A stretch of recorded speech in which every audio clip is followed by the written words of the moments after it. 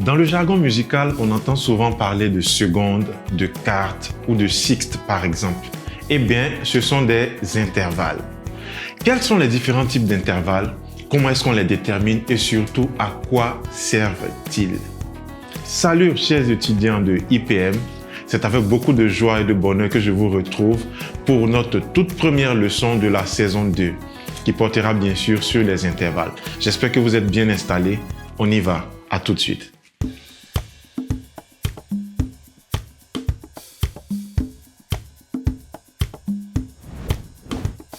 Et après un très bon moment de latence, un long moment, nous voici de retour pour la nouvelle saison. Cette saison 2 a pour but de monter un peu le niveau. Et dans cette saison, nous allons travailler essentiellement l'harmonie. Qu'est-ce que l'harmonie? Nous allons voir les intervalles, nous allons voir les triades, nous allons apprendre les accords septièmes de dominante, les accords mineurs 7, les diminués 7. Ensuite, nous allons apprendre les tensions 9, 13, 11, etc. Ensuite, nous allons finir par les cadences avec le fameux 2-5-1. Mais au-delà du 2-5-1, nous avons différents types de cadences que nous allons aussi apprendre. Et entre ces différents chapitres, nous allons faire bien sûr des pratiques pour que je sois sûr que vous avez bien maîtrisé les cours. Alors, comment est-ce que ça va se passer? Chaque semaine, nous aurons une nouvelle leçon. Voilà, donc il faudra vraiment vous mettre en tête que vous êtes en cours.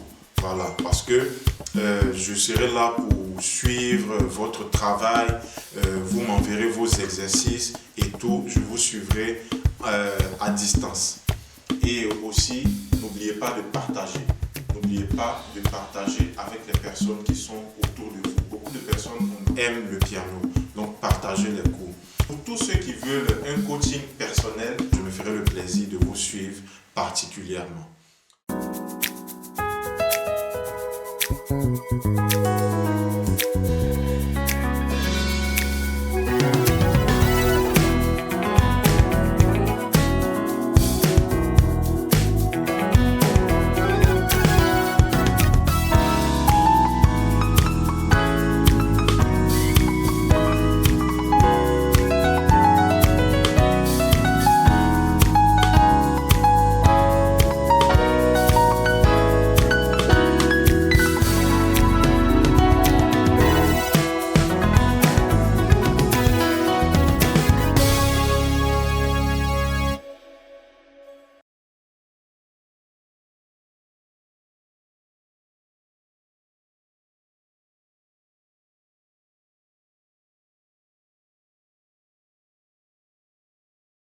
Qu'est-ce qu'un intervalle? La plus simple définition que je puisse donner, c'est qu'un intervalle est l'espace ou la distance qui sépare deux notes. Les intervalles sont très importants dans la musique parce qu'ils sont la base de la construction de nos mélodies et des harmonies que nous jouons. Il existe différents types d'intervalles que nous allons voir plus en détail.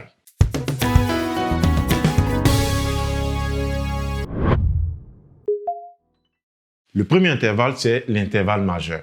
Les intervalles majeurs sont déterminés à partir des notes de la gamme diatonique majeure par rapport à la fondamentale. C'est en quelque sorte la relation entre la tonique et les autres notes de la gamme. Prenons un exemple avec la gamme de Do. La gamme de Do fait Do, Mi, Fa, Sol, La, Si et Do. Le premier intervalle majeur que nous avons, c'est l'unisson. L'unisson, c'est la distance entre Do et Do. Donc, ce qui nous fait 0 en fait. Donc, la première note, elle et elle-même fait l'unisson. Le deuxième intervalle, nous avons la seconde majeure.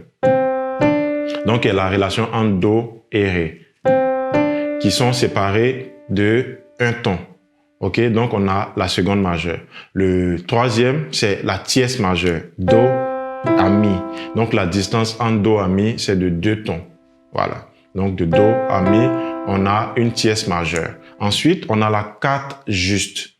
La quarte juste qui est de Do à Fa. Ensuite, on a la quinte juste. Quinte juste qui est de Do à Sol. Donc, la distance entre Do et Sol, ça nous fait une distance de quinte juste. Ensuite, on a la sixte majeure. De Do à La. Ensuite, on a la septième majeure. de Do à Si. Ensuite, on a l'octave de Do à Do. Voilà, par rapport à l'octave, à ne pas confondre avec l'unisson. Voilà, donc c'est ce même principe que nous allons appliquer dans toutes les autres gammes. Voilà, donc si on prend Ré, la distance entre Ré et Mi, entre Ré et Fa dièse, etc. dans la gamme de Ré. Ok, donc nous passons maintenant aux intervalles mineurs.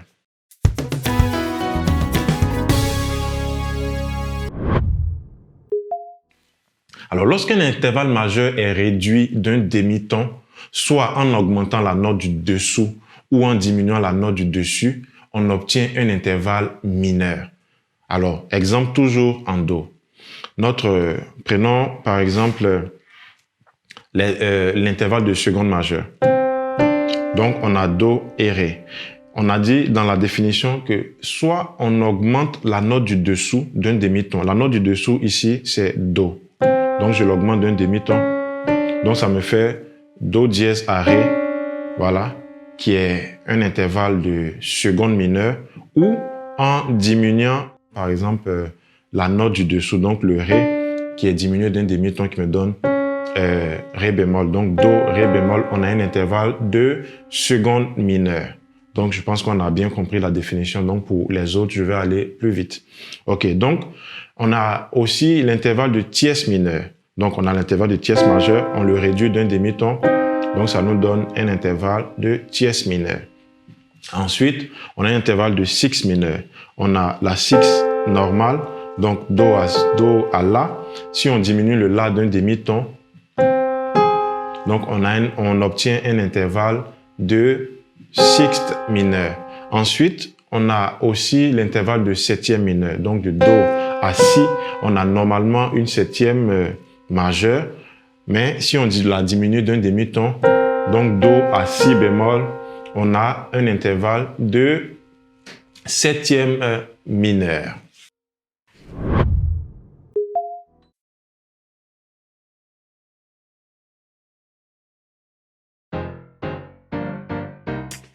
Es-tu sensible à la louange et l'adoration? Désires-tu améliorer tes capacités musicales et vocales? Aspires-tu à la restauration du sacerdoce de chantre? Félicitations! Tu es apte à rejoindre Zemar Academy. C'est gratuit! Abonne-toi à nos pages et inscris-toi afin d'appartenir à la génération nouvelle de chantres.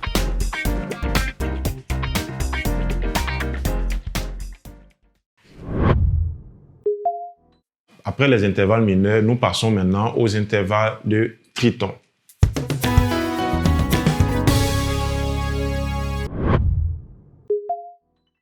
Un intervalle triton est un intervalle de 3 tons entre 2 notes. Il s'obtient en augmentant soit une quarte juste d'un demi-ton ou en diminuant une quinte juste d'un demi-ton.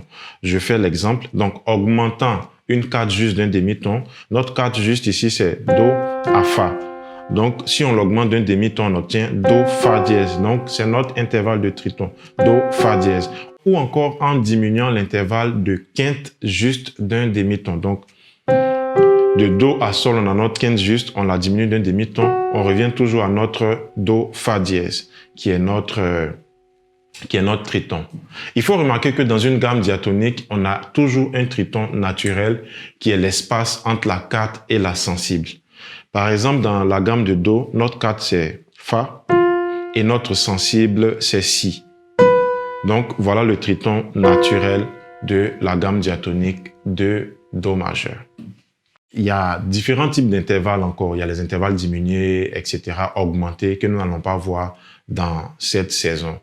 Donc, nous allons passer aux inversions d'intervalles.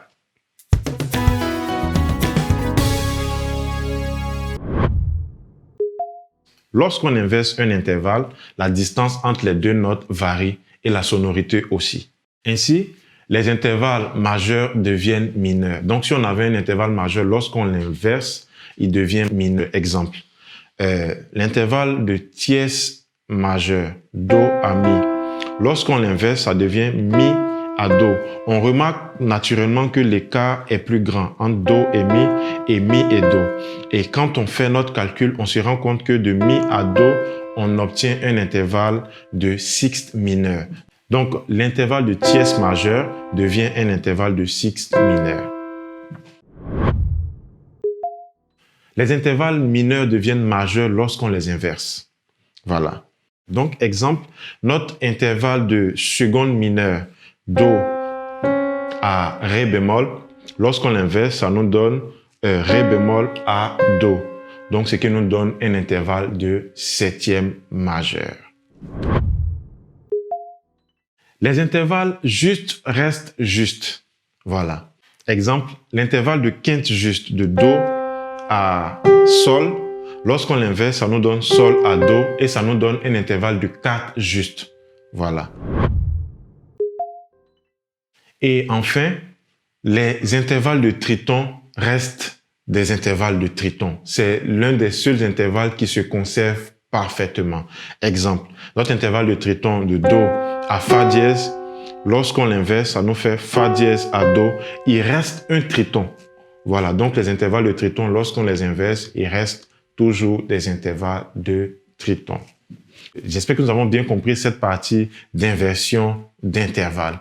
Nous allons voir maintenant les fonctions des intervalles.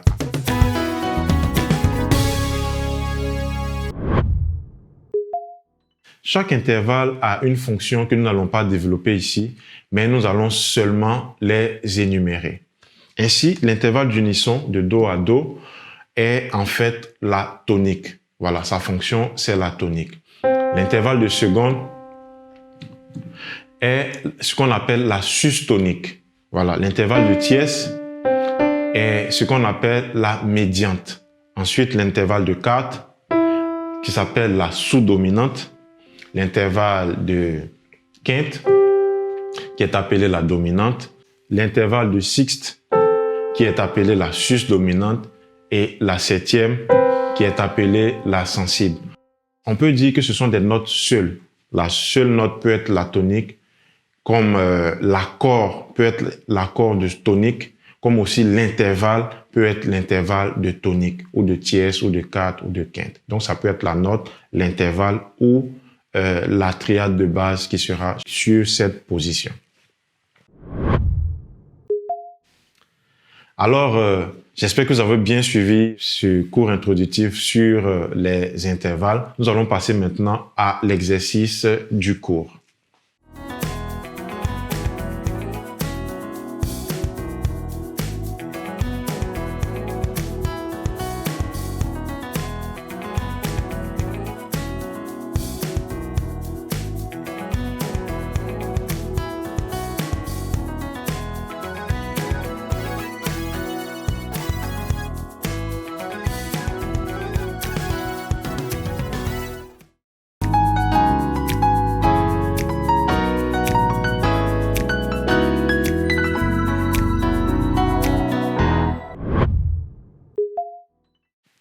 Je vous dirais simplement que les intervalles sont très importants dans l'harmonie et dans la suite de nos leçons.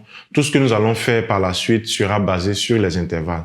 Donc, il est important de bien les travailler dans toutes les tonalités. Il faudra connaître les intervalles de toutes les tonalités, les secondes, les tierces, etc. Et surtout, les mémoriser. Voilà. Les intervalles, c'est fini pour aujourd'hui. J'ai pris beaucoup de plaisir à vous dispenser cette leçon. J'espère que vous avez bien compris. N'hésitez pas à m'écrire à cette adresse qui s'affiche sur l'écran si vous avez des questions, des préoccupations à ce sujet. Sur ce, je vous dis à bientôt. À la prochaine pour une nouvelle leçon, toujours sur notre thème de l'harmonie. Vous avez aimé cette vidéo, vous faites très bien de la partager autour de vous. Laissez-nous vos avis en commentaire et n'hésitez pas à nous contacter pour tout besoin de coaching personnel. Pour plus de vidéos de formation, suivez-nous sur nos réseaux sociaux. EPM, Initiation au piano moderne. Leçon 1, Introduction, scène 1. Dans le jargon musical diatonique, majeur par rapport. Les intervalles majeurs sont après les intervalles mineurs. Les intervalles mineurs. Les intervalles mineurs deviennent aussi majeurs lorsqu'on laisse Do et Ré, qui est notre intervalle de seconde majeur. Lorsqu'on inverse, on obtient Ré à Do. Et ce qui nous donne